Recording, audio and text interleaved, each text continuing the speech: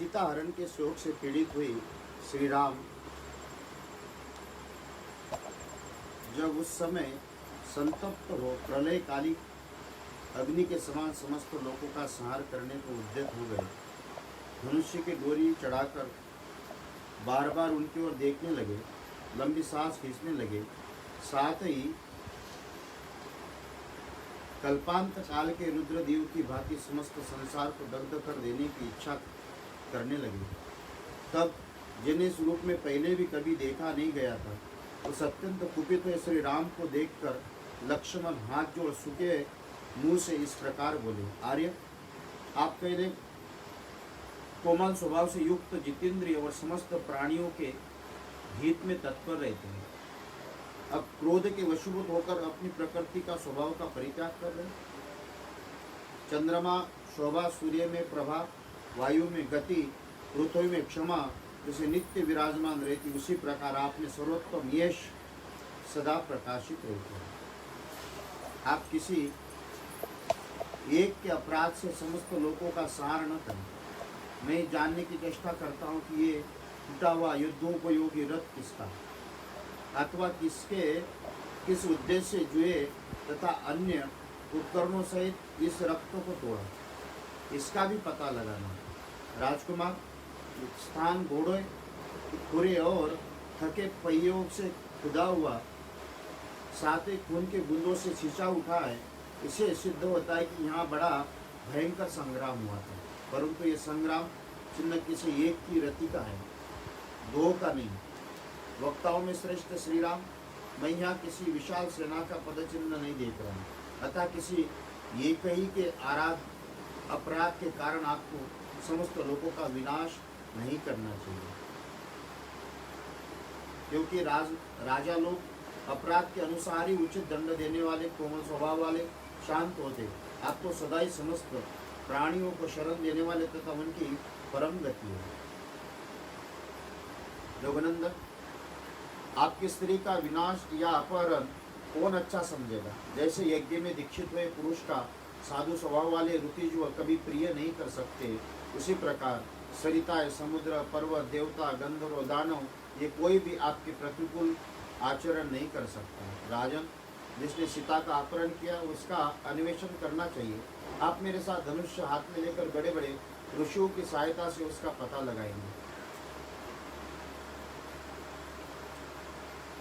हम सब लोग एकाग्रचित्त हो समुद्र में खोजेंगे, पर्वत वनों में ढूंढेंगे, नाना प्रकार की भयंकर गुफा, भांति भांति सरोवर के छान डालेंगे तथा देवताओं और गंधर्व के लोकों में भी तलाश करेंगे, जब तक आपकी पत्नी का अपहरण करने वाले दुरात्मा का पता नहीं लगा लेंगे, तब तक अपना वो प्रयत्न जारी रखेंगे। कौशल नरेश, यदि हमारे शांतिपूर्ण बर्ताव से देवेश्वर गण आपकी पत्नी का पता नहीं देंगे तो उस अवसर के अनुरूप कार्य आप कीजिए। नरेंद्र, यदि आपके शील स्वभाव, साम नीति, विनय, न्यायिक अनुसार प्रयत्न करने पर भी आपको सीता का पता न मिले, तब आप सुवर्ण में पंख वाले महेंद्र के वज्रतुल्य बाण समूह से समस्त लोगों का संहार कर डालेंगे। इत्यर्थ श्रीमद् रामायणे वाल्मीकि आदि काव्ये अरण्य कांडे 65तम सर्ग संपूर्णम। सियावर विलाप करने लगे।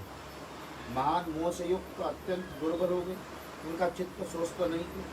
उन्हें इस अवस्था में देखकर सुमित्रा कुमार लक्ष्मण ने 2 घड़ी तक आश्वासन दिया, फिर उनके पैर दबा के उन्हें समझाने लगे, भैया, हमारे पिता महाराज दशरथ ने बड़ी तपस्या और महान कर्म का अनुष्ठान करके आपको पुत्र रूप में प्राप्त किया। जैसे देवताओं ने महान प्रयत्नों से अमृत पा लिया, आपने भरत के मुंह से जैसा सुना था, उसी अनुसार भूपाल महाराज दशरथ आपके ही गुणों में बंधे हुए थे। आपका ही वियोग होने से देवलोक को प्राप्त हो गए।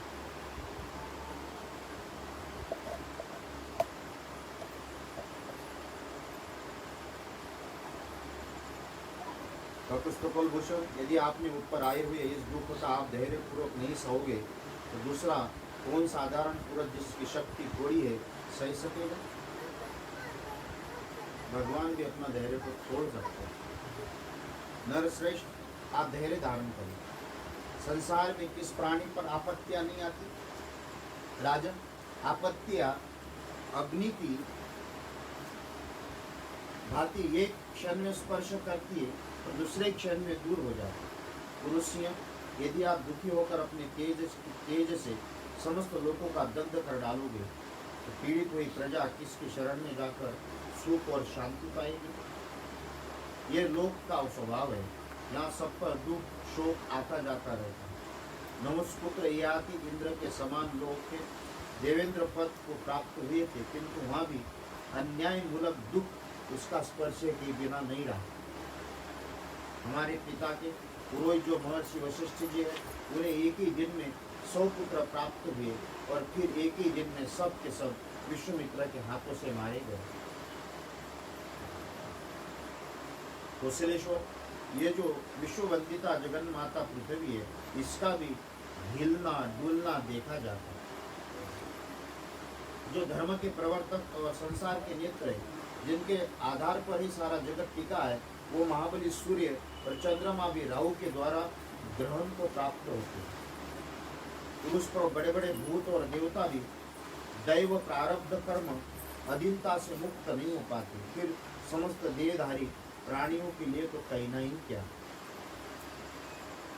नरश्रेष्ठ, इंद्र आप आदि देवताओं को भी नीति अनीति का कारण सुख और दुख की प्राप्ति होती सुनी, इसलिए आपको शोक नहीं करना चाहिए।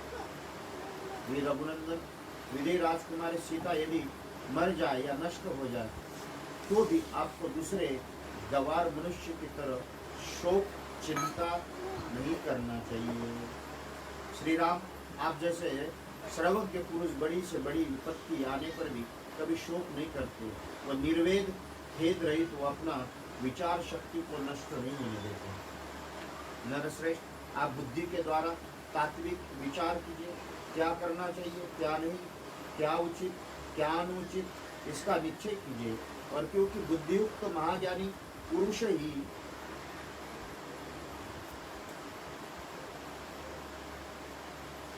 शुभ और अशुभ, कर्तव्य कर्तव्य उचित अनुचित को अच्छी तरह जानते हैं।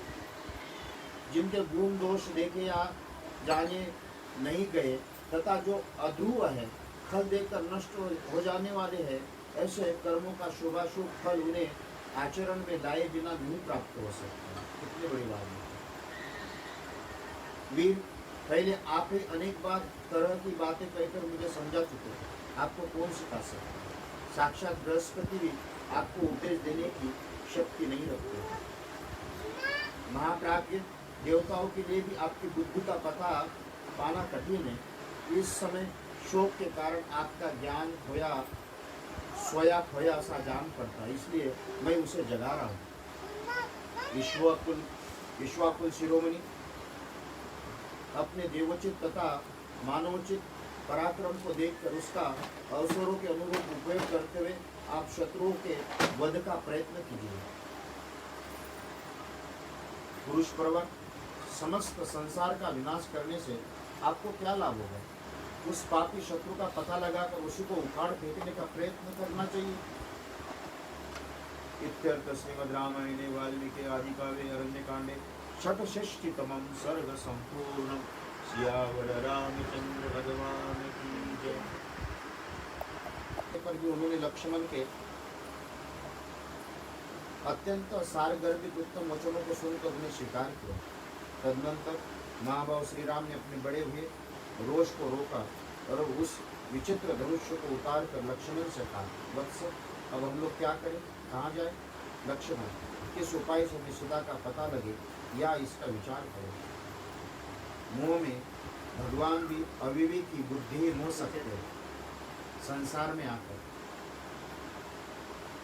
तब लक्ष्मण इस प्रकार संताप पीड़ित हुए श्री राम से कहा, भैया आपको इस जनस्थान में ही सीता की खोज करना चाहिए। नाना प्रकार के वृक्ष लताओं से युक्त ये सघन अनेक राक्षसों से भरा हुआ है। इसमें पर्वत के ऊपर बहुत से दुर्गम स्थान है, फटे हुए पत्थर और कंदराएं हैं। वहाँ भांति भांति के भयंकर गुफाएं हैं, नाना प्रकार के मृगगणों की भरी रहती है। यहाँ के पर्वत पर किन्नरों के आवास स्थान और गंधर्व का भवन भी है। मेरे साथ चलकर आप इस सभी स्थानों में एकाग्रचित्त हो, सीता की खोज करें। जैसे पर्वत वायु के वेग से कंपित नहीं होते, उसी प्रकार आप बुद्धिमान महात्मा श्रेष्ठ नर श्रेष्ठ आपत्तियों में विचलित नहीं होते। उनका ऐसा कहने पर लक्ष्मण से श्री रामचंद्र जी रोषपूर्वक अपने धनुष्य पर शूर नामक भयंकर बाण चढ़ाए और वहाँ सारे वन में विचरण करने लगे। थोड़ी दूर आ जाने पर उन्हें पर्वत शिखर के समान विशाल शरीर वाले पक्षीराज महाभाग जटायु दिखाई पड़े, तो खून से लथपथ पृथ्वी पर पड़े थे। पर्वत शिखा के समान प्रतीत होने वाले उस गृधराज को देखकर श्री राम लक्ष्मण बोले, लक्ष्मण, ये गृध के रूप में अवश्य कोई राक्षस जान पड़ता है, इस वन में घूमता रहता है, निसंदेह से विजय राजकुमारी सीता को खा लिया हुआ।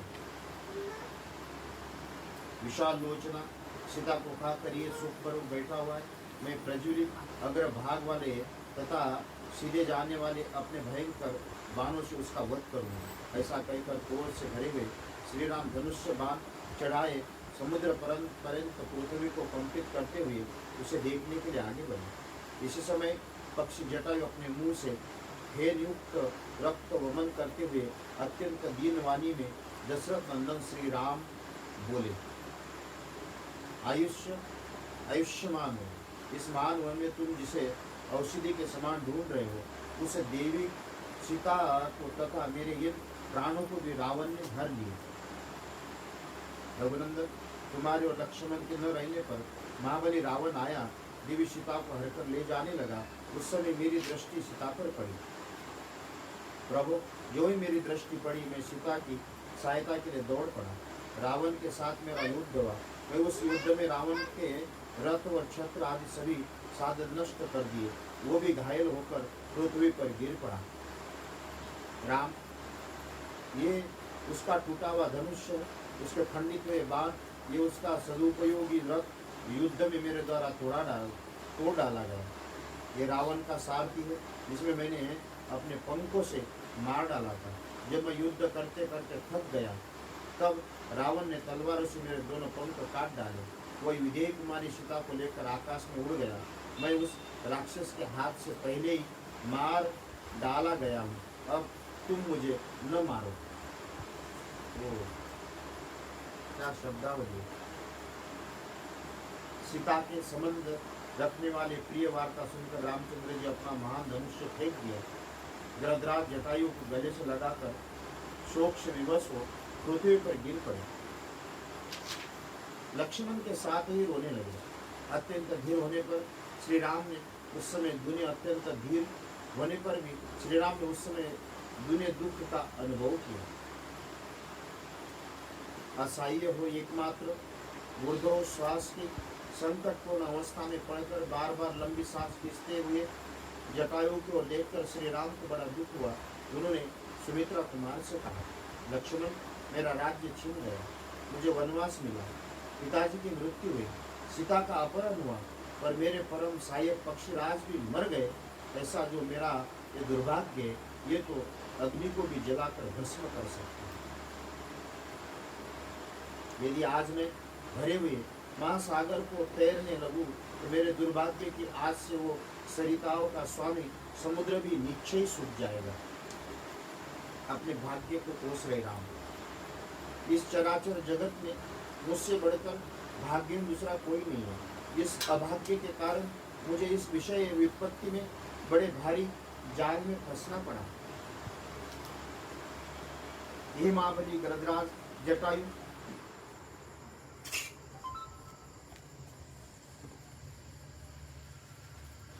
मत इधर कीड़े आएंगे।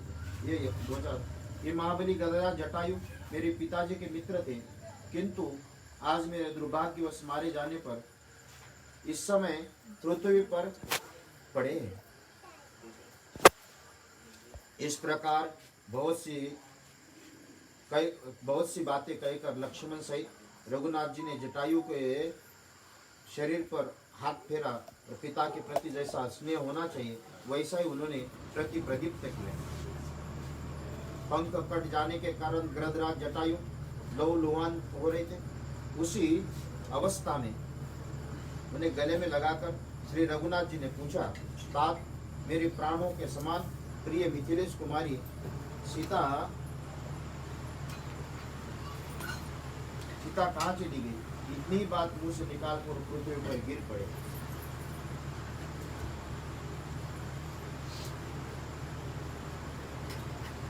इत्यर्थ श्रीमद् रामायणे वाल्मीकि आदि काव्ये अरण्य कांडे सप्तषष्टितम सर्ग संपूर्ण सियावर रामचंद्र भगवान